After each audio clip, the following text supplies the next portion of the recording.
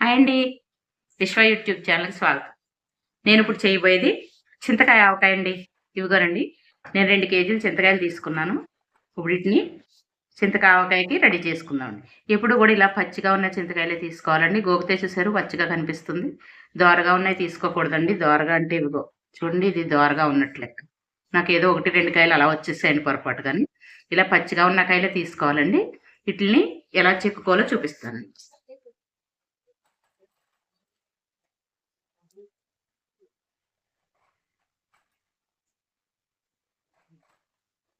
ఇలా చెక్కుకోవాలండి కాయలన్నీ కూడాను. ఇలా లావుగా ఉన్న కాయలే తీసుకోవాలండి. కండగా ఉన్న కాయలు తీసుకుంటే బావుంటదండి పచ్చడికి బాగాను. ఇవి ఇలా చింతకాయలన్నీ కూడా ఇలా చెక్కుకోవాలండి ఇవి.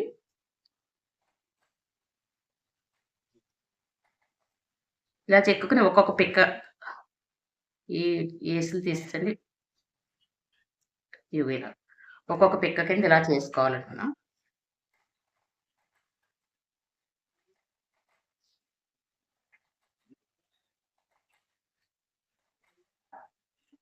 ఇలా మొత్తం అన్నీ కూడా ఇలా చింతకాయలన్నీ చెక్కేసుకునండి.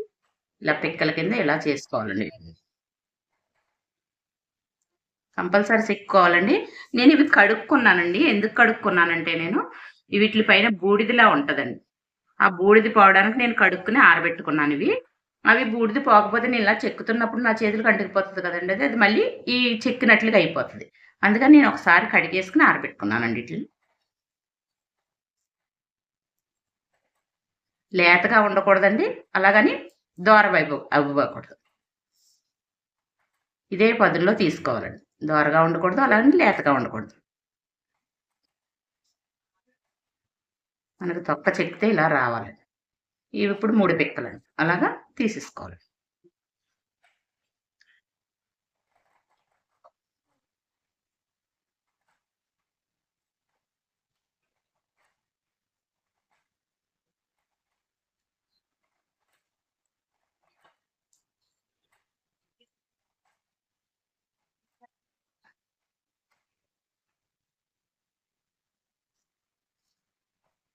ఇలా చూడండి. ఇలా మనం పిక్కల్లోకి ఇలా కోసేస్తాం. ఇవన్నీ కూడా అలాగే చెక్కేసుకుందాం చింతకాయలన్నీను. ఇదిగోనండి.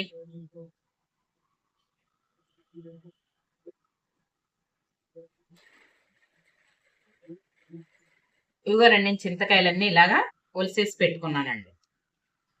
ఇవి ఇప్పుడు ఎలా కలుపుకోవాలో చూద్దాం.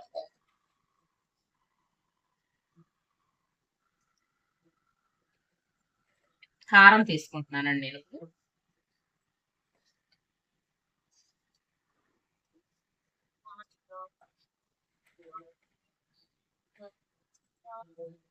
అంతా మనం కొలత ప్రకారం వేసుకోవాలండి.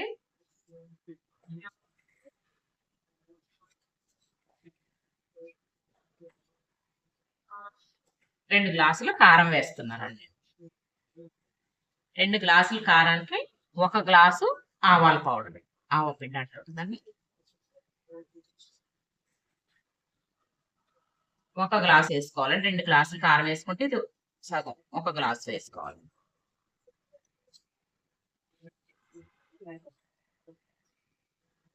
ఇదిగోండి. కరెక్ట్‌గా 1 గ్లాస్ వేసుకోవాలి. ఇప్పుడు ఇది 3 గ్లాసులు అయింది కదండీ మొత్తం. ఇప్పుడు దీనికి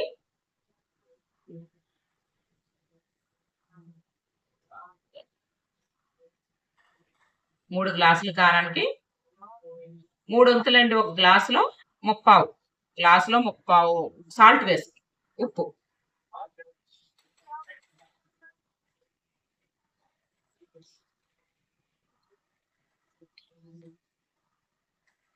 ఇదంతా ఇలా మిక్స్ చేసి కారం, ఆవపిండి, ఉప్పు 3 కలిపి మిక్స్ చేసుకుంటాం. మళ్ళీ చెప్తున్నానండి. కారం 2 గ్లాసులు తీసుకున్నాను. ఆవాల పిండి గ్లాస్ తీసుకున్నాను. ఉప్పు గ్లాసులో 3వ వంతు తీసుకున్నానండి నేను.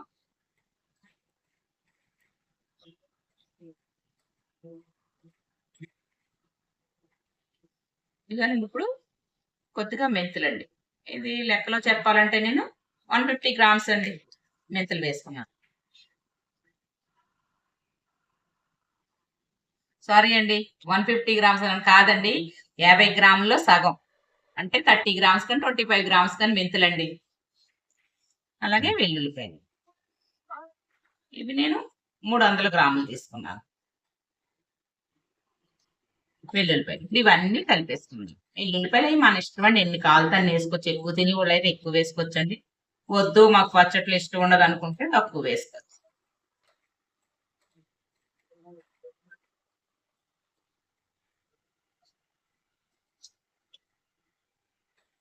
ఇప్పుడు దీని అంతటికి ఇప్పుడు ఈ ముక్కలు నేను ఆల్రెడీ కొలిసి పెట్టుకున్నానండి. నేను అదే గ్లాస్తో 6 గ్లాసులు వచ్చాయండి. నేను దానికి తగ్గట్టు ఈ 2 గ్లాసులు అయితే 1 గ్లాసు కొంచెం ఎక్కువైనా పర్వాలేదండి. పిండి 3 ఇలా కలిపింది లెక్కేసుకోవాలండి మనం. ఇది ఇప్పుడు 3 గ్లాసులు, 2 గ్లాసులు కారం, 1 గ్లాసు ఆవపిండి, ఒక ముప్పావు వంతు సాల్ట్ వేసుకున్నానండి. కాబట్టి ఇవి 6 గ్లాసులు వచ్చాయండి నాకు. ఇవి ఇవి ఇందులో వేసేసుకున్నామండి.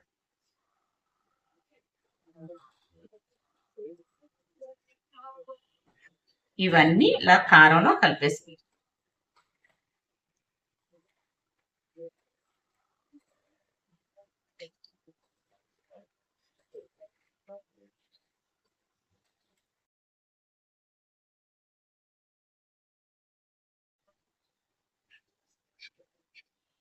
ఆయిల్ వేసుకుంటున్నానండి నేను. ఇది కిలో ఆయిల్ అండి ఇది. అంటే ఆయిల్ అనేది మన ఇష్టం అండి. పచ్చడి తేలే వరకు పోసుకోవచ్చు. కానీ నేను ఇప్పుడు తక్కువ వేస్తున్నానండి. మళ్ళీ కలుపుతాం కదండి, అప్పుడు వేసుకోవచ్చు. మళ్ళీ సాల్ట్ తక్కువైనా, నూనె తక్కువైనా మళ్ళీ 3వ రోజు కలిపేటప్పుడు వేసుకోవచ్చండి. ఇలాగ నూనె పోసేసి కలిపే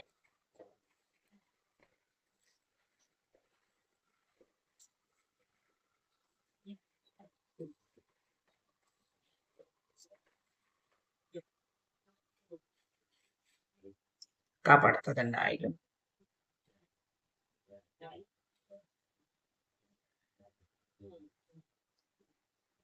ఇప్పుడు తెలియదు కానీ తర్వాత బాగా తేలుతుంది. ఏమన్నా సరిపోలేదు, ఇంకా తేలలేదు అనుకుంటే మళ్ళీ 3వ రోజు పచ్చడి కలుపుతాం కదండి, అప్పుడు మళ్ళీ ఆయిల్ పోసుకోవచ్చు. ఉప్పు సరిపోకపోతే ఉప్పు వేసుకోవచ్చు. అందుకే మేము ఇప్పుడు ఉప్పు కొలత కన్నా కొంచెం తక్కువ వేసుకోవడమే బెటర్ అండి. కరెక్ట్గా తెలిస్తే కొలత ప్రకారం వేసేసుకోవచ్చు.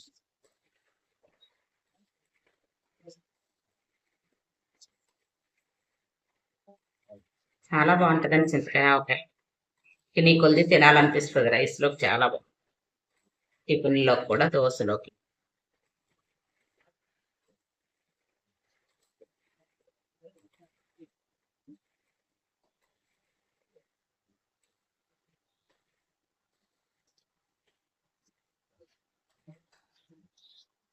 ఇదిగోండి, ఇదంతా మనం ఇలాగ ఒక డబ్బాలోకి ఎత్తేసుకుందాం. మీ దగ్గర జాడీ ఉంటే జాడీలో వేసుకోండి, లేకపోతే ఒక మంచి ప్లాస్టిక్ డబ్బా చూసి ఇట్టి పరిస్థితులు సెమ్ అయ్యి లేకుండా చూసుకుని వేసుకోండి. ఇదంతా డబ్బాలో వేసుకోండి. ఇదిగోనండి, నేనంతా ఇలాగా ఈ డబ్బాలోకి తీసుకున్నానండి. ఇది ఇవాళ చేస్తాను కదండి, రేపు అంతా వదిలేసేయాలి, ఎల్లుండి మళ్ళీ కలుపుకోవాలండి. దీంట్లో ఎక్కువ వేరుశెనగ పప్పుల నూనె కానీ, నువ్వుల పప్పుల నూనె కానీ వాడాలండి. ఇతర ఏ ఆయిల్స్ వాడకూడదు. పచ్చళ్ళకి ఆ 2 ఆయిల్సే బాగుంటాయండి ఏదేని. ఇదిగోనండి, చింతకాయ ఆవకాయ ఇది 3వ రోజు అండి. ఈవేళ కలుపుకుందామండి దీన్ని. దీన్ని మనం ఒక బేసిన్లో వేసేసుకుందాం.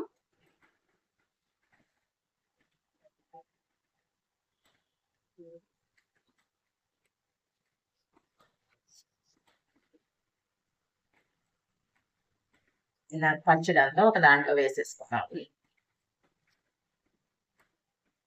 ఆవకాయ ఎలా కలుపుకుంటామండి, అలాగే 3వ రోజు కలిపేసుకోవాలి దీన్ని.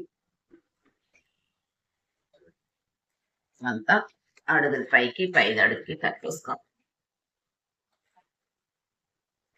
దీంట్లో ఆయిల్ ఇంకా చాలా పడుతుందండి. ఇప్పుడు ఇంకా ఆయిల్ వేసుకుందాం.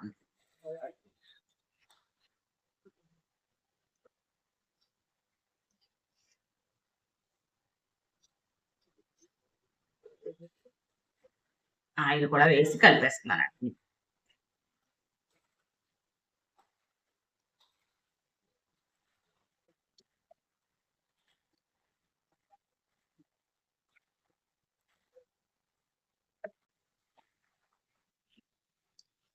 అండి ఇలాగా ఆయిల్ అంతా వేసేసి కలిపేసానండి. చూడండి దీంట్లో అన్నీ సరిపోయాయండి, ఉప్పు అన్నీని. ఆయిల్‌లా ఇంకా తేలలేదు కానీ మళ్ళీ ఒక రోజు ఉంచితే అలాగే తేలిపోతుందండి. అంతేనండి. ఇలా మూడో రోజున ఇలా కలిపేసుకోవాలి. దీన్ని గాజు బాటిల్‌లో గానీ, ఒక జాడీలో గానీ, దేంట్లైనా లేతే ఒక డబ్బాలో గానీ, దేంట్లో అయినా పెట్టేసుకోవచ్చండి. సంవత్సరం అయినా సరే ఇలాగే ఉంటుందండి. ఫ్రిడ్జ్‌లో అయి కూడా పెట్టుకోవసరం లేదు. నూనె ఆయిల్ పైకి తేలే వరకు డబ్బాలో చూసుకుంటే చాలండి మనం. ఎన్నాళ్ళైనా అలా నిల్వ ఉంటుందండి. చాలా బావుంటదండి చింతకాయ ఆవకాయ. ఇలాగే మీరు కూడా పెట్టుకోండి. చాలా టేస్టీగా ఉంటదండి. రైస్‌లోకైతే సూపర్ ఉంటది. అలాగేనండి. ఈ చింతకాయ ఆవకాయ మీకు నచ్చినట్టయితే నా ఛానెల్‌కి ఒక లైక్ చేయండి, షేర్ చేయండి, సబ్స్క్రైబ్ చేసుకోండి.